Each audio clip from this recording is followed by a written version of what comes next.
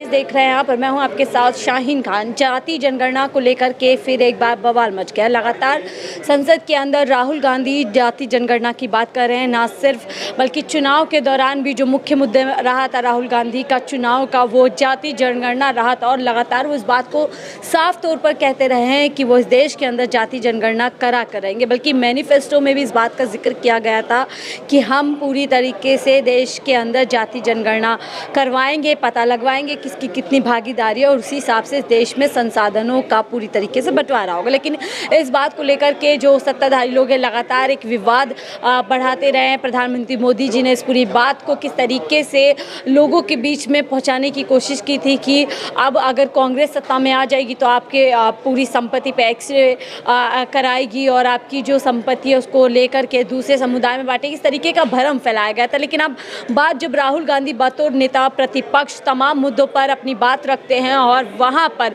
महाभारत से सीख लेते हुए चक्रव्यूह का जिक्र करते हैं और बताते हैं कि किस तरीके से आज देश के अंदर तमाम वर्ग, चाहे वो किसान हो, जवान हो, छात्र हो, महिला हो, अलग अलग लोग पूरी तरीके से एक चक्रव्यूह में फंस चुके हैं जिसे भारतीय जनता पार्टी का चक्रव्यूह कहते हैं। और वो जनता को लगातार उस चक्रव्यूह से निकलने नहीं दे रहे। डर का माहौल उस चक्रव्यूह के अंदर होता है और जो लोगों की ज़रूरत है उसको कहीं ना कहीं ठिकाने लगाया जाता है। अभी एक बार फिर राहुल गांधी सदन के अंदर जाति जनगणना की बात करते हैं और वहाँ पर बदले में जो अनुराग ठाकुर हैं, एमपी हैं, वो राहुल गांधी की जात पूछ लेते हैं। सीधा सीधा यहाँ पे देखिए, जात भी नहीं पूछते, सीधी लाइन कहते हैं जिसको अपनी जात का नहीं पता वो जाति जनगणना की बात करे। बड़ा यहाँ पर राहुल गांधी को एक तरीके से अब शब्द का इस्तेमाल कर करके राहुल गांधी को यहाँ पर संबोधित किया जाता है। एक तरीके से अगर मैं बात करूँ सामान्य वातावरण में इस तरीके की बात को गाली समझा जाता है और सीधा सीधा इस गाली का जो रेलेवेंट होता है, जो संबंध होता है, वो माता पिता से होता है। और इस तरीके की कुछ बात अनुराग ठाकुर ने कह दी है जिसको लेकर के विवाद इतना ज़्यादा बढ़ जाता है कि अखिलेश यादव राहुल गांधी के समर्थन में आ जाते हैं और वहाँ पर पूरी तरीके से गुस्से में होकर के अनुराग ठाकुर से जो स्पीकर है उनको संबोधित करते हुए बोलते हैं कि अनुराग ठाकुर इस तरीके से जात कैसे पूछ सकते हैं।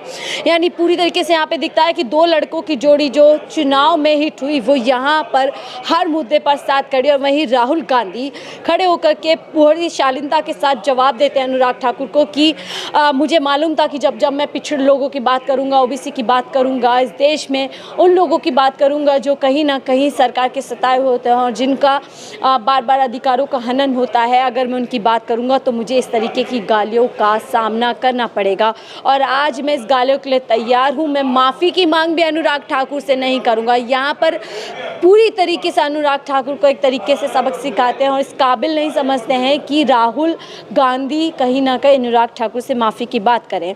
आप देखिए, इसको लेकर के सियासत भी तेज हो गई है। उधर भारतीय जनता पार्टी के लोग कह रहे हैं कि राहुल गांधी खुद जो है जाति पूछते रहते हैं, रिपोर्टर से जाति पूछते हैं, यहाँ तक कि प्रधानमंत्री मोदी से भी जाति पूछते हैं। लेकिन यहाँ पर सवाल ये उठता है कि आखिरकार अनुराग ठाकुर के मुंह से निकले हुए अल्फाजों के मायने क्या है? क्या अनुराग ठाकुर के ज़रिए किसी और ने वहाँ पर राहुल गांधी पे इस तरीके का जो अभद्र टिप्पणी का जो इस्तेमाल करवाया गया? क्या प्रधानमंत्री मोदी जी इस पूरी तरीके से बातचीत को करवाना सदन के अंदर चाहते थे? क्योंकि जैसे ही अनुराग ठाकुर ने सदन के अंदर बात की, प्रधानमंत्री मोदी खुद उस वीडियो को अपने एक्स हैंडल से ट्वीट करते हैं और शाबाशी एक तरीके से देखते हैं। जबकि प्रधानमंत्री मोदी को चाहिए था कि इस तरीके की भाषा पर रोक लगाने की बात करें और अपने नेता को खासतौर से इस तरीके की भाषा का इस्तेमाल करने पे उन्हें डांटना चाहिए था, बल्कि एक तरीके से चेतावनी देनी चाहिए थी। लेकिन यहाँ पर जिस तरीके से उनकी सराहना इस पूरी बात को लेकर की जाती है, इससे साफ तौर पर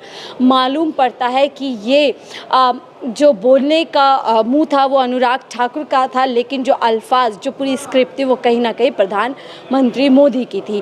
क्या प्रधानमंत्री मोदी जी राहुल गांधी से डर चुके हैं? जो वो सामने आकर के देखिए, राहुल गांधी जब बतौर नेता प्रतिपक्ष सदन में बात रखते हैं तब भी राहुल गांधी के सामने प्रधानमंत्री मोदी नहीं होते। पर राहुल गांधी भी इस बात का जिक्र करते हैं कि वो कभी भी जब भी मैं भाषण दूंगा मेरे भाषण के समय पर मौजूद नहीं रहेंगे। तो क्या प्रधानमंत्री मोदी जी वाकई में राहुल गांधी की बातों से डर गए हैं, जिसके चलते अब वो इधर उधर से अपने मन की बात करवाना चाहते हैं? फिलहाल के लिए मुझे दीजिए साथ। आप देख रहे थे अमन संदेश।